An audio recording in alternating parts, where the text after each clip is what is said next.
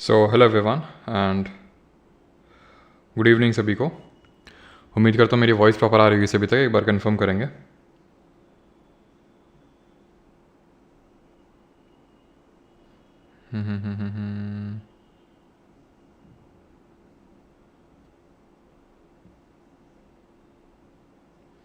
चलिए एक बार कंफर्म कर देंगे सभी लोग कि सारी चीज़ें प्रॉपर हैं कि नहीं। फिर हम लोग स्टार्ट करते हैं।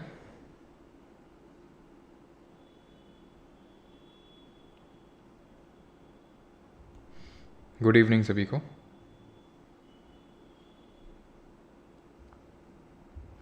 पीडीएफ नहीं मिला किसका? अच्छा, इसका पीडीएफ हैंडरिटन नोट्स तो मिल जाते हैं ना टाइम पे। बाकी पीडीएफ भी मैं अपलोड कर ही देता हूँ परमार एसएससी टेलीग्राम पे। बाकी जिन लोगों को नहीं पता, हैंडरिटन नोट्स का अलग से कोर्स बन रखा है परमार अकेडमी ऐप पे, ठीक है। प्रभु हिंदी वालों पे भी ध्यान दीजिए। हिंदी वालों में भी ध्यान देते हैं, ऐसी बात नहीं है। एसएससी का जीएस का पेपर परमार सर ही बनाते हैं। अच्छा, आप एमटीएस वालों को भूल गए हैं। ठीक बात नहीं है ये। भूल नहीं गए हैं यार, अब तुम्हें हम क्या बताएं। ठीक है, भूलना पड़ा। अब अब क्या ही आपको दुख रोना हम रोएं, ठीक है। लेकिन अब क्या करें, मजबूरी है। बाकी तो जिन लोगों का एमटीएस का पेपर है आगे, तो कोई टेंशन वाली लेने वाली बात नहीं है। जो भी चीज़ हम लोगों ने पढ़ी है वैसे ही स्टूडेंट्स के रिव्यूज़ आ रहे हैं, लेकिन मैं शेयर नहीं कर सकता उन रिव्यूज़ को, क्योंकि चलो छोड़ो। खैर, स्टार्ट करते हैं। लेक्चर नंबर 7 हम लोग का रहने वाला है और स्टार्ट करते हैं। What is the other name of Newton का पहला लॉ ऑफ मोशन। बेसिक सा क्वेश्चन है, आई थिंक हम लोग कर भी चुके हैं। न्यूटन के गति के प्रथम नियम का दूसरा नाम क्या है? फोकस अब लेक्चर पे होना चाहिए। बाकी जो भी आपका डाउट्स वगैरह हैं उसको होल्ड कर दीजिए, वो हम लास्ट में देखेंगे, ठीक है। निट्टो सीरीज़ नहीं होगी क्या? शिवित, ऐसा तुम्हें ख्याल क्यों उठा कि निट्टो सीरीज़ नहीं होगी? कुछ कारण इसका कि निट्टो सीरीज़ ना होने का है? थोड़ा जोर से बोलिए। अच्छा, बोलो जय माता दी और शुरू करो पहला क्वेश्चन जल्दी से।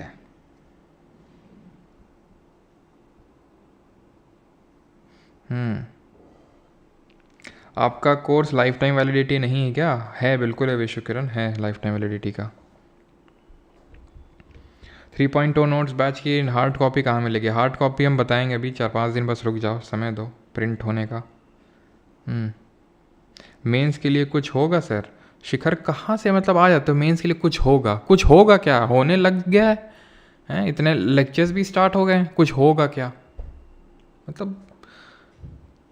अभी तक क्या सो रहे थे क्या? बिल्कुल ही हैं। निट्टो सीरीज स्टार्ट हो चुकी है, पूरा बना दिए उस पर कि कैसे क्या करने वाले हैं।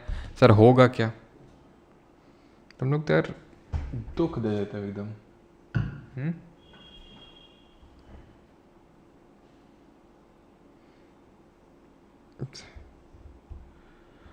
शिवित संडे को? अच्छा, संडे को नहीं लिया था। संडे को मैंने आपको बताया था कि वो थोड़ा गांव मुझे जाना पड़ गया था, श्राद्ध का समय चल रहा था, तो उसी वजह से मैं नहीं ले पाया था लेक्चर। बाकी तो रेगुलर रहेंगे सैटरडे संडे को, और जो संडे को नहीं हुआ तो उसकी मैं भरपाई कर दूंगा, आप उसकी चिंता मत करो, ठीक है।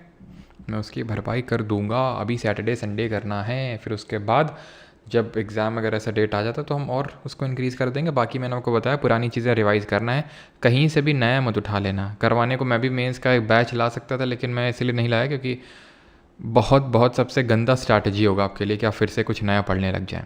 खैर, what is the other name of Newton का पहला लॉ ऑफ मोशन? सबको पता है, लॉ ऑफ इनर्शिया, जड़त्व का नियम बोलते हैं। न्यूटन का जो पहला लॉ ऑफ मोशन है वो क्या बोलता है? ये कर चुके हैं तो इसलिए लिखूंगा नहीं, सिंपल समझ लीजिए कि मतलब कोई भी बॉडी होती है वो अपने करंट स्टेट को रेजिस्ट करती है जितना वो कर सकती है।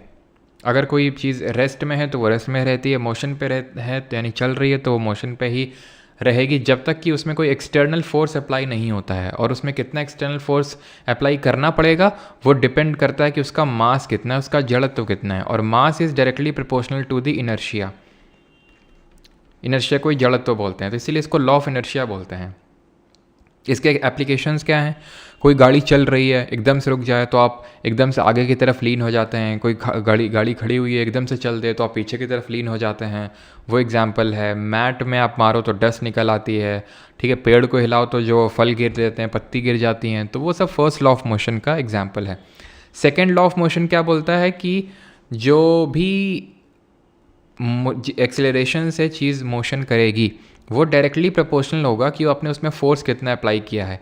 इसी पर्टिकुलर रिलेशन से हमारा आता है F equals to M A, force equals to mass into acceleration.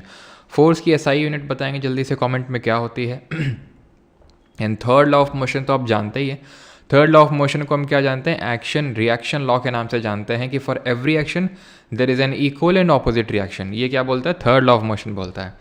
Force का जो यूनिट होता है वो न्यूटन होता है या फिर kg मीटर पर सेकेंड स्क्वायर होता है, जिसको कि हम न्यूटन बोल देते हैं। सिंपल, ठीक है। और थर्ड लॉ ऑफ मोशन के एप्लीकेशंस क्या हैं, एग्जांपल्स क्या हैं, इसके एग्जांपल्स हैं कि रोइंग ऑफ बोट हो गई, जो नौका हम चलाते हैं, या फिर जो भी जो चलाता है, तो जो नौका चलाई जाती है वो थर्ड लॉ ऑफ मोशन का एग्जांपल है।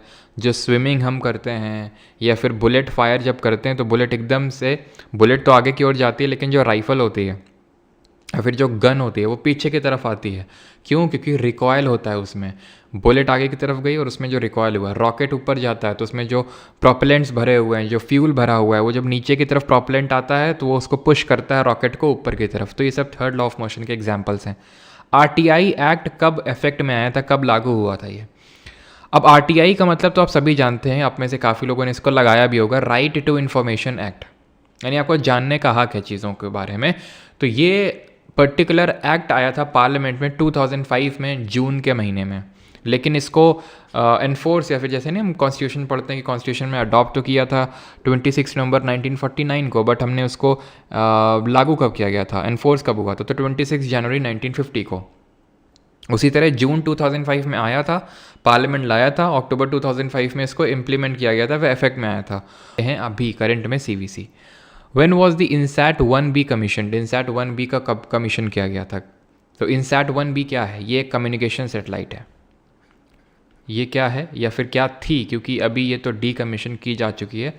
तो ये एक कम्युनिकेशन सैटेलाइट थी जिसको कि कमीशन किया गया था in the year 1983। Option number B यहाँ पे सही आंसर होगा, 1983। और इसको डीकमीशन कब किया गया? तो इसको डीकमीशन किया गया था इन द ईयर 1983 में कमीशन किया गया था। हाँ, 1993 में इसको डीकमीशन किया गया था। तो ये भी ध्यान रखिएगा, ये पूछ चुका है कमीशन कब किया गया था, तो हो सकता है अभी आगे ये पूछ ले आपके एग्जाम में, इसको डीकमीशन कब किया गया था। ठीक है। और INSAT stands for what? Indian national satellite system. ठीक है, इसका मतलब होता है INSAT। और हमारी पहली कम्युनिकेशन सैटेलाइट कौन सी थी, ये हम पढ़ चुके हैं, जल्दी से बताइए कौन सी थी? दैट वाज एप्पल, जिसको कि हमने किसके सहायता से भेजा था?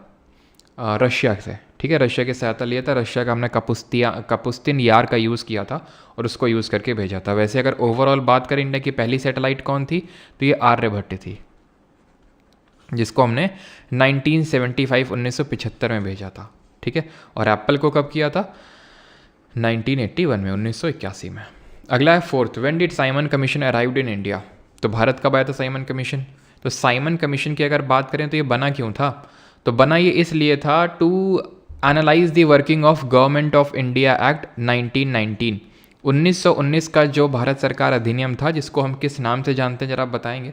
तो इसके वर्किंग को देखने के लिए इसमें एक क्लॉज था कि 10 साल बाद एक कमीशन का गठन किया जाएगा जो इसकी वर्किंग को देखेगा कि कितना इसने एक्चुअल में इम्प्लीमेंट किया और क्या और रिफॉर्म्स लाए जाने चाहिए। ये जो है गवर्नमेंट ऑफ इंडिया 1919 में एक प्रोविजन था जिसको कि हम मॉन्टेग्यू-चिलफोर्ड रिफॉर्म्स के नाम से जानते हैं। क्यों? क्योंकि उस समय मॉन्टेग्यू जो था वो सेक्रेटरी था और चेल्मस्फोर्ड वॉइस रॉय था। इसके कुछ बहुत ही इंपॉर्टेंट प्रोविजंस हैं, जैसे कि सबसे पहली बार जो डायरकी का कॉन्सेप्ट है वो यही लाया था। कहाँ पे लाया था? प्रोविंसेस यानी कि प्रांतों में लेके आया था।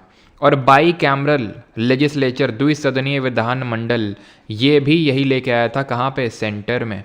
इसने जो सेपरेट इलेक्टोरेट की जो प्रथा है, सेपरेट इलेक्टोरेट यानी कि पृथक निर्वाचन, उसको एक्सटेंड किया, उसको बढ़ाया।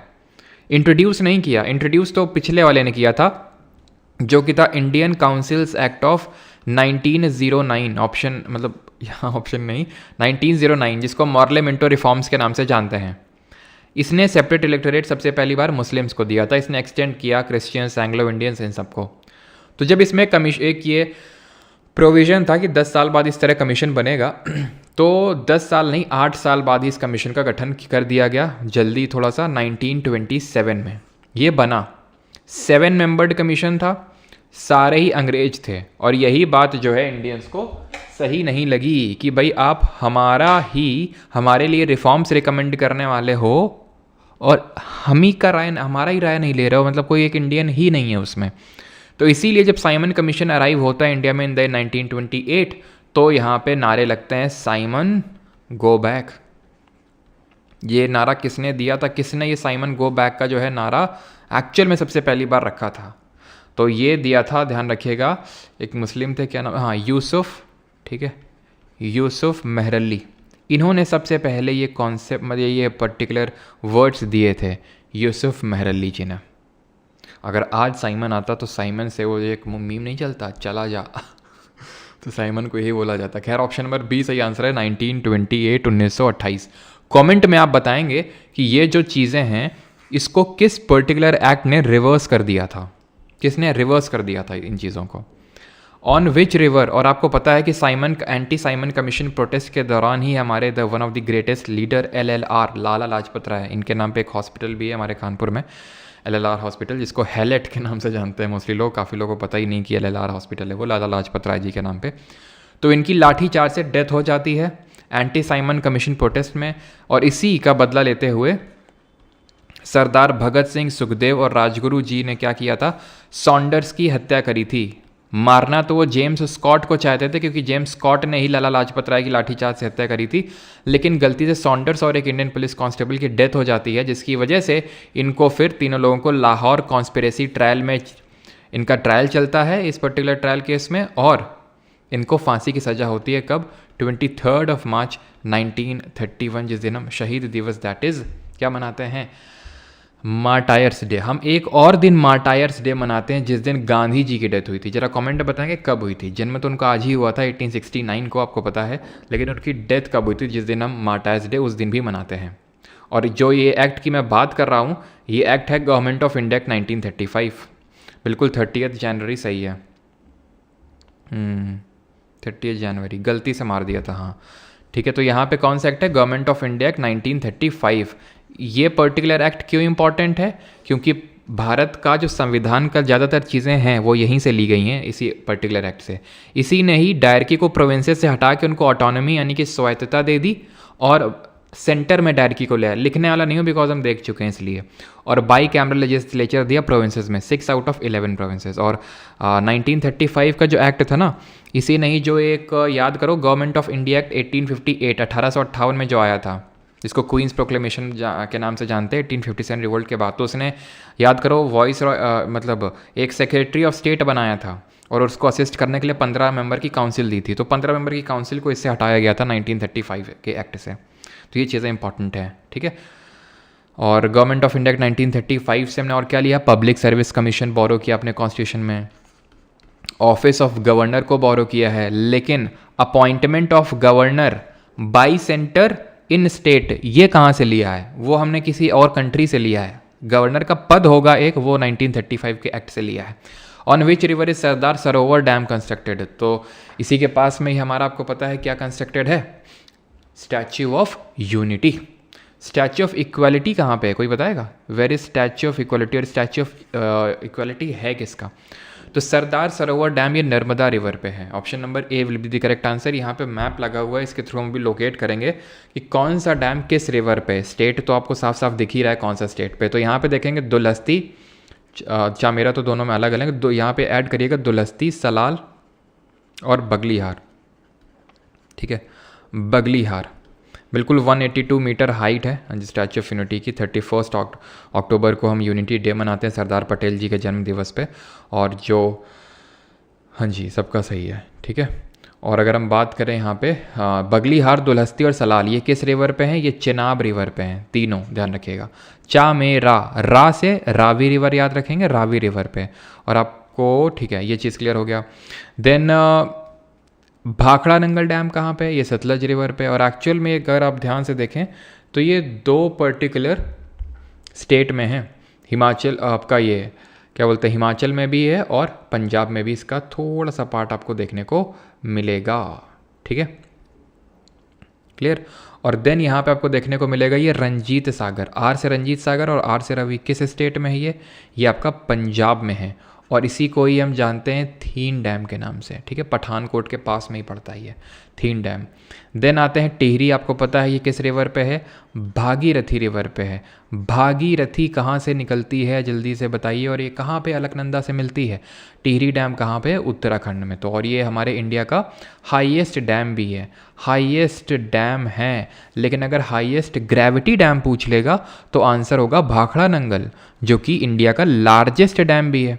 ये हाईएस्ट ग्रेविटी यानी कि सबसे ऊंचा गुरुत्वीय बांध है ये, और वैसे लार्जेस्ट डैम भी है ये इंडिया का ओवरऑल। ठीक है, सबसे बड़ा बांध है।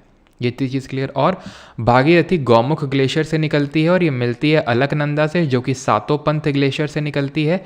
कहाँ पे, इन दी देव प्रयाग। सारे प्रयाग आपको पता होने चाहिए, जो कि मैंने आपको कैसे याद करवाए थे, मैंने आपको ऐसे याद करवाए थे कि सारी नदियाँ अलकनंदा से ही मिल रही हैं आके।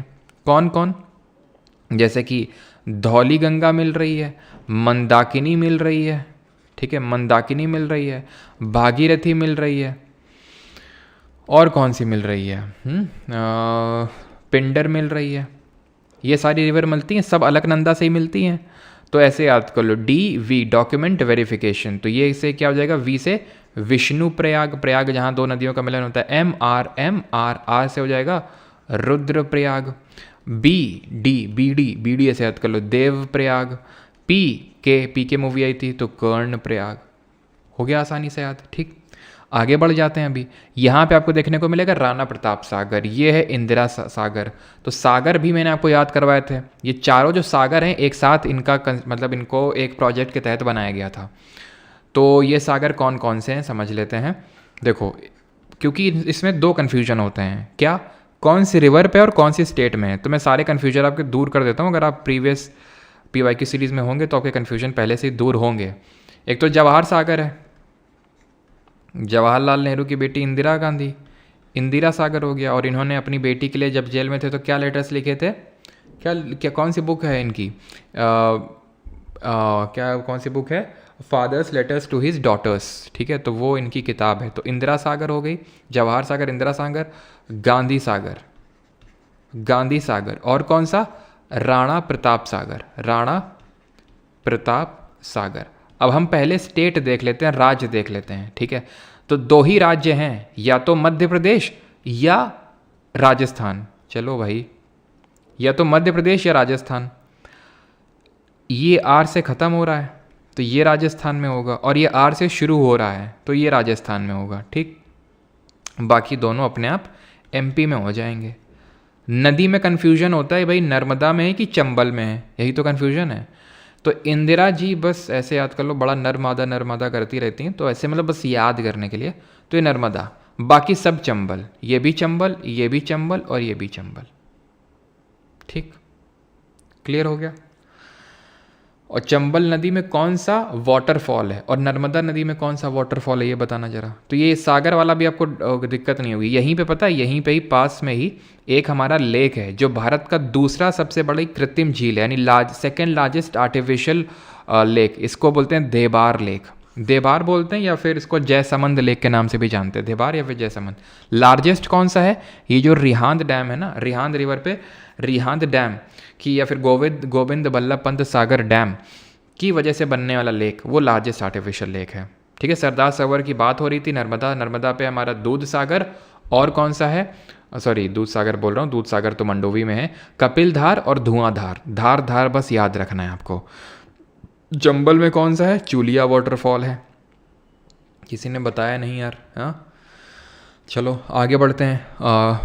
ककरा पार किस में है, तापी में। कोयना रिवर पे, जो किसकी ट्रिब्यूटरी है, भीम तू मौसी को घाट पे लेके जा और माल रिसीव कर। तो को से कोयना हो जाएगा। तो किसकी ट्रिब्यूटरी है, कृष्णा की, तो उस पे ही है, महाराष्ट्र में। देन तुंगभद्रा तो आप जानते हैं, ये भी कृष्णा की ट्रिब्यूटरी है। कृष्णराज सागर डैम, ये किस में है जरा बताइए, कृष्णराज सागर डैम। और मुल्ला पेरियार तो ऑब्वियस सी बात है, पेरियार रिवर पे है, जो कि वेस्टर्न फ्लोइंग रिवर है केरल की। देन अगर हम बात करें मेट्टू डैम तमिलनाडु में किस रिवर पे, कावेरी रिवर पे है। नागा अर्जुन सागर ये भी आपका कृष्णा रिवर पे है, ठीक है, कृष्णा रिवर पे in the state of Telangana. Then अगर हम बात करें और कौन सा, निज़ाम सागर, तो निज़ाम सागर ये एक मंजीरा है। मंजीरा किसकी ट्रिब्यूटरी, जरा बताना कमेंट में जल्दी से। मंजीरा तो कैसे याद किए थे, MS स्वामीनाथन, वर्ल्ड वॉर 1 और पर पौआ पर्सन, है ना। तो M से मंजीरा, सबरी, वेनगंगा, वर्धा, इंद्रवती, पेनगंगा, पूर्णा और प्राणहिता। तो ये किसकी हैं, सब गोदावरी की ट्रिब्यूटरी हैं ये, ठीक, क्लियर। हीराकुद डैम तो आप जानते हैं भारत का सबसे लंबा बांध है, it is the longest dam on the Mahanadi पे। आपका तिलैया, मैथौन ये सब किस पे हैं, बड़ाकर रिवर पे हैं, बड़ाकर रिवर पर, जो कि दामोदर की ट्रिब्यूटरी है। और जो पंचेत है वो दामोदर पे है। दामोदर जो है रिफ्ट वैली में फ्लो होती है, भ्रंश घाटी में। और दामोदर वैली कॉरपोरेशन जो प्रोजेक्ट है वो कब स्टार्ट हुआ था, पोस्ट इंडिपेंडेंस हमने पहला जो डैम का प्रोजेक्ट स्टार्ट किया था वो यही हुआ था, दामोदर वैली कॉरपोरेशन। तभी नेहरू जी ने स्टेटमेंट दिया था कि these are the temples of modern India. तो पूछता है आपसे स्टेटमेंट किसने दिया था, तो नेहरू ने दिया था ये। तो ये रिफ्ट वैली में फ्लो होती है, ध्यान रखना। जैसे हमारी नर्मदा और तापी फ्लो होती है रिफ्ट वैली में, वैसे दामोदर भी रिफ्ट वैली में फ्लो होती है। और दामोदर किसकी ट्रिब्यूटरी है, ये जो हुगली गंगा की डिस्ट्रीब्यूटरी है उसकी ट्रिब्यूटरी है ये। बिल्कुल फर्स्ट 5 ईयर प्लान के टाइम पे लॉन्च किए गए थे, बिल्कुल सभी का सही है, 1948 में। आखिरी एक क्वेश्चन है आपके लिए, वो ये है, ये उमियाम डैम देख रहे हैं, यहाँ पे एक लेक भी बनता है इस डैम की वजह से, उमियाम लेक मेघालय में। इसको और किस नाम से जानते हैं, हिंट देते हैं, B से नाम शुरू होता है। और हिंट देते हैं, बाराटांग जो नेशनल पार्क है वो अंडमान निकोबार में है। ये एक हिंट है आपके लिए, क्यों, क्योंकि इसका नाम है बारापानी लेक। बारापानी जो नेशनल पार्क है वो यहाँ पे अंडमान में, लेकिन ये बारापानी लेक है उमियाम ग्लेशियर, ठीक है, उमियाम। पीएच रेंज कितनी होती है ह्यूमन बॉडी की, तो पीएच आप जानते हैं पावर ऑफ हाइड्रोजन, जहाँ पी का जर्मन लैंग्वेज में मतलब होता है पोटेंस। ये एक स्केल होती है जो वेरिएट करती है फ्रॉम 0 to 14। 0 का मतलब होता है हाईली एसिडिक, 14 का मतलब होता है हाईली बेसिक, 7 होता है न्यूट्रल वैल्यू, जो कि आपको पता है डिस्टिल्ड वाटर का पीएच वैल्यू होता है। तो 7 से कम का मतलब होता है एसिडिक, कोई भी चीज़ एसिडिक होगी। और 7 से ज़्यादा का मतलब है कोई भी चीज़ बेसिक या फिर अल्कलाइन यानी क्षारीय नेचर की होगी। ह्यूमन बॉडी का जो पीएच है वो 7 से 8 के बीच में होता है। अब यहाँ पे अगर हम देखें तो 7.35 से 7.45 यहाँ पे सही आंसर बैठेगा। कमेंट में बताना है आपको कि जो पीएच होता है सलाइवा का वो कितना होता है, ब्लड का क्या होता है। और ये CDS में क्वेश्चन पूछ चुका है, मतलब जब ये पूछने जा रहा हूँ, और अभी रिसेंटली CGL में क्वेश्चन पूछा था कि जो हमारे दूधिए होते हैं, जो मिल्क मैन होते हैं, वो क्यों एक बेस ऐड करते हैं अपने दूध में, क्यों एक बेस को ऐड करते हैं अपने दूध में, जल्दी से बताइए। सलाइवा हो गया, ब्लड हो गया, और एसिड रेन कितना से पीएच वैल्यू जब गिर जाता है तो उस रेन को एसिड रेन बोल देते हैं। कब हमारा जो है डेंटल प्लेग या फिर डेंटल प्रॉब्लम्स शुरू हो जाती हैं, कितना अगर पीएच वैल्यू से घट गया तो, यानी कि हमारा टूथ गिरना शुरू हो जाते हैं। तो सलाइवा की अगर हम बात करें तो रफली 6 वेरिएट करता है, ये भी 6.4 से 7.4, बट नॉर्मली 6.6 समथिंग आप रख सकते हैं, ठीक है। स्लाइटली एसिडिक नेचर का होता है, ब्लड स्लाइटली बेसिक नेचर का होता है। एसिड रेन अगर पीएच वैल्यू 5.6 से गिर जाती है तो उसको हम अम्लीय वर्षा बोलते हैं। नॉर्मली तब होती है जब नाइट्रोजन के ऑक्साइड या फिर सल्फर के ऑक्साइड रेन वाटर में मिक्स हो जाते हैं। और ये डेंटल प्लेग तब शुरू होता है जब पीएच वैल्यू 5.5 से नीचे गिर जाता है तब। ऐसे ही हमने पढ़ा था मिल्क ऑफ मैग्नीशिया होता है, जो कि एक एंटासिड के तरह काम करता है, जिसको कि हम मैग्नीशिया का दूध बोलते हैं। इसका पीएच वैल्यू कितना होता है, 10 होता है। NaOH सोडियम हाइड्रोक्साइड, जो कि एक एल्कली भी होता है, इसका 14 होता है। एल्कली क्या चीज़ होती हैं, एल्कली वो बेस होते हैं जो पानी में घुल जाते हैं। Alkalis are those bases which dissolve in water, यानी कि हम ये स्टेटमेंट बोल सकते हैं कि all alkalis are bases but vice versa is not true. मतलब all bases will never be alkali, सारे बेसिस पानी में नहीं घुल सकते हैं, लेकिन सारे एल्कली तो ऑब्वियस सी बात है बेसिस ही है। क्लियर इतनी चीज़। पीएच वैल्यू सारी चीज़ें आपको ऐसे हम लोगों ने थोड़ा बहुत देखा भी था। जैसे हमारा जो गैस्ट्रिक जूस होता है उसका पीएच वैल्यू कितना होता है, 1.6 होता है जो गैस्ट्रिक जूस होता है। लेमन वाटर, लेमन का कितना होता है, लेमन का जो जूस होता है उसका रफली 2 होता है लेमन का, यानी कि हमारा जो गैस्ट्रिक जूस है वो लेमन का जो जूस होता है उससे भी ज़्यादा एसिडिक होता है ना। आगे बढ़ते हैं, और मैंने पूछा था मिल्क मैन दूधिये लोग क्यों मिलाते हैं, सो दैट अपने दूध को वो बेसिक बना सकें, क्योंकि मिल्क को काफ़ी देर तक अगर हम रखे रहेंगे तो उसमें लैक्टोबैसिलस बैक्टीरिया जो है वो पनपने लगेंगे और ये इसको क्या बना देंगे, खट्टा बना देंगे। तो इसलिए हम, मतलब हम नहीं, मैं दूधिया नहीं हूँ भाई, ठीक है।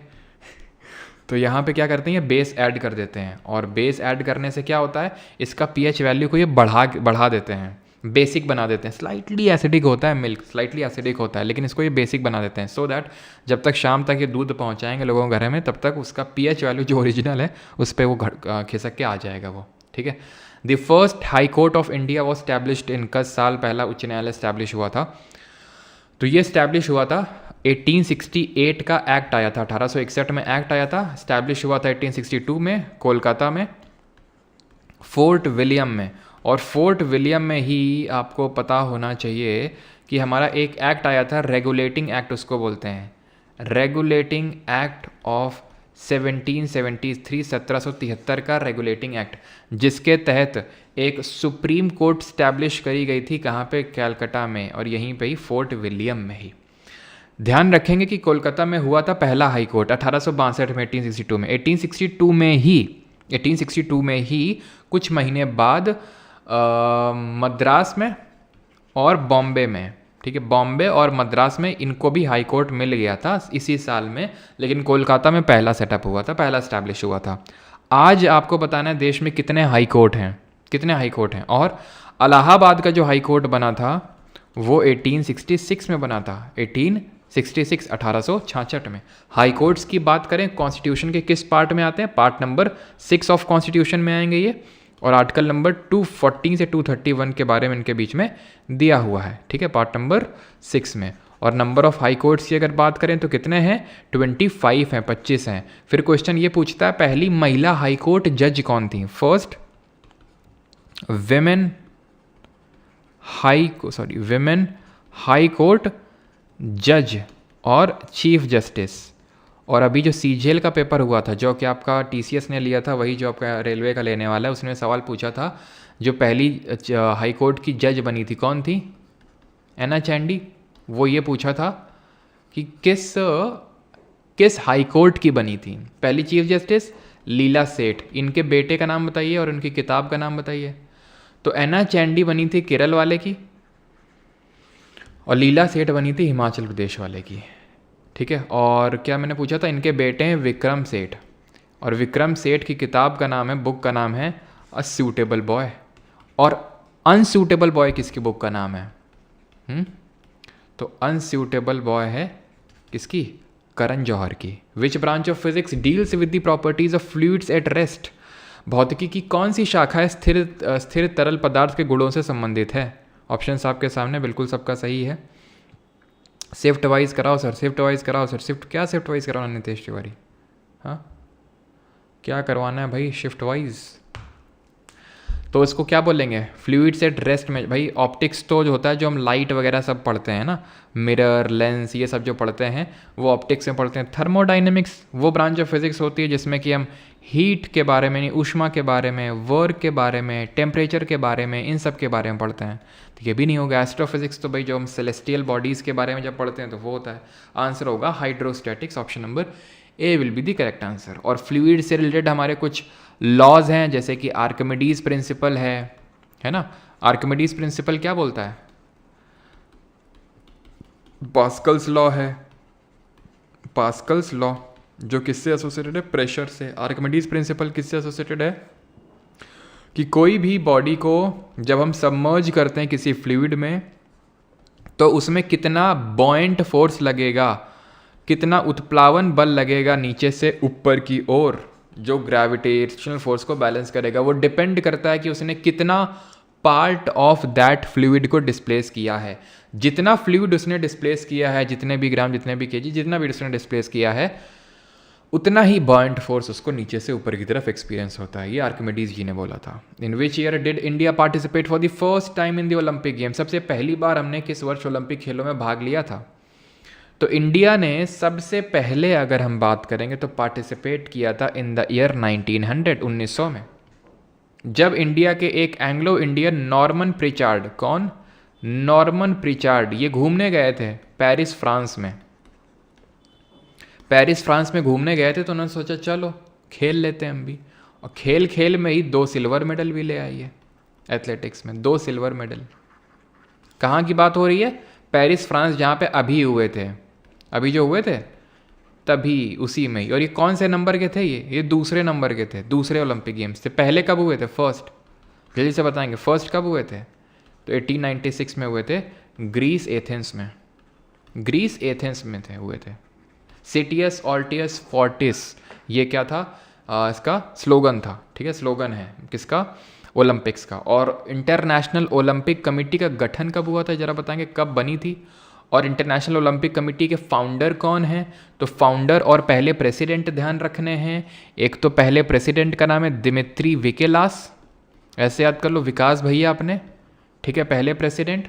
और इसके जो रिंग्स होते हैं ओलंपिक के, आपको पता है ना, 5 रिंग्स होती हैं जो इस तरह से सब आपस में जुड़ी हुई हैं, ठीक है। ये जो है डिनोट करते, ये इसको डिज़ाइन किया था पियर दी क्यूबर्टिन ने। और ये हमारे 5 डिफरेंट पार्ट्स ऑफ वर्ल्ड को डिनोट करती हैं, 5 रिंग्स, 5 डिफरेंट कॉन्टिनेंट्स को ये डिनोट करते हैं, और उनका यूनियन जो है उन कॉन्टिनेंट के यूनियन को डिनोट करता है, ठीक है। और ये कब आपका फॉर्म हुआ था? 1894 के टाइम पे, ठीक है, 1894 में, ये चीज़ ध्यान रखनी है। फिर यही वो पहला ओलंपिक्स था जो सेकंड वाला था, जिसमें सबसे पहली बार विमेंस ने पार्टिसिपेट किया था। इतनी चीज़ क्लियर। अब ये जो नॉर्मन प्रिचर्ड है तो घूमने गए थे, कि पता थोड़ी ना था, इंडिया टीम ने थोड़ी ना कंटिजेंट भेजा था कि भाई जाओ और पार्टिसिपेट करो ओलंपिक्स में, नहीं। तो अगर पूछे पहली कंटिजेंट कब गया, तो 1920 में, 1920। क्या हमने कोई मेडल मिला? नहीं। 1924 में अगला कोई मिला? नहीं। हमने मेडल की शुरुआत जो है 1928 में करी, और शुरुआत करी और झड़ी लगा दी। किसने? हमारी ओलंपिक टीम्स ने, हमारी हॉकी टीम ने, which is the world's most successful hockey team. हमारी हॉकी टीम ने, हमारी हॉकी टीम 1928 से 1928 से लेकर 1956 तक, 1956 तक लगातार back to back 6 gold medal जीते हैं, विदाउट एनी ब्रेक, बिना किसी ब्रेक के साथ।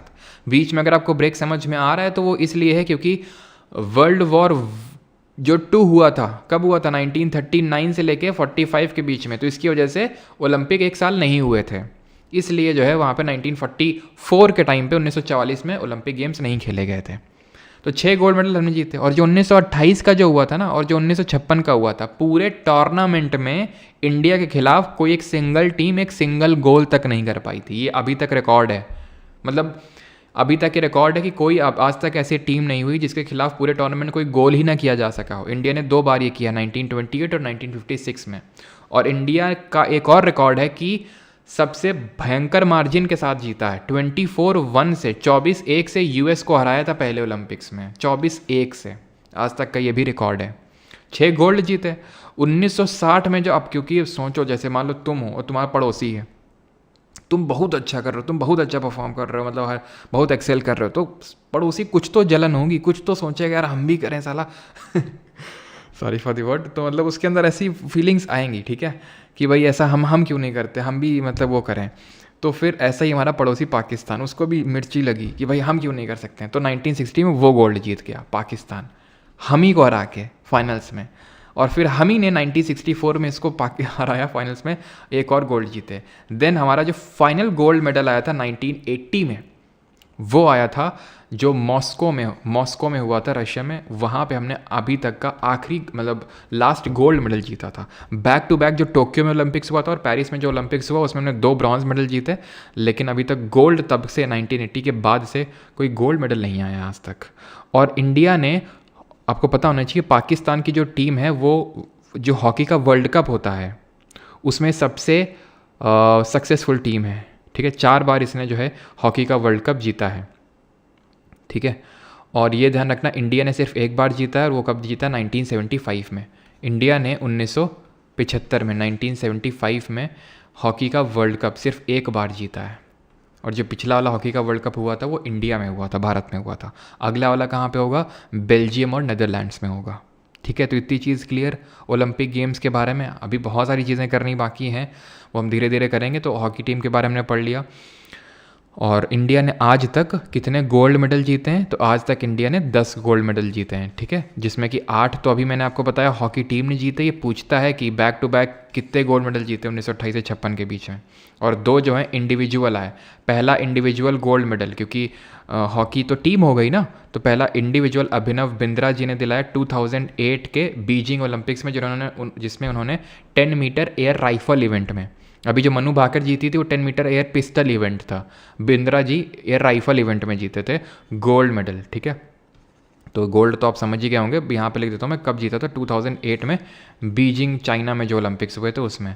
और जो दूसरा इंडिविजुअल गोल्ड मेडल इंडिया को मिला वो आपको पता है टोक्यो ओलंपिक्स में नीरज चोपड़ा ने दिलाया था, है ना, नीरज चोपड़ा ने जैवलिन थ्रो में, ये आपको पता है। 10th क्वेश्चन पे आते हैं। The main focus of the first 5 year plan was on the dash. प्रथम पंचवर्षीय योजना का मुख्य फोकस क्या था? ऑप्शंस आपके सामने हैं।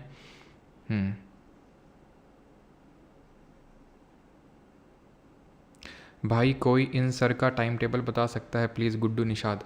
गुड्डू जी हम ही बता देते हैं क्यों दूसरों को आप इतना कष्ट दे रहे हैं और आप इतना कष्ट ले रहे हैं। देखिए सुबह 10 बजे मंडे टू फ्राइडे बैच की क्लासेस होती हैं जो फ्री लाइव स्ट्रीम होती हैं यूट्यूब पर, फिर प्राइवेट हो जाती हैं।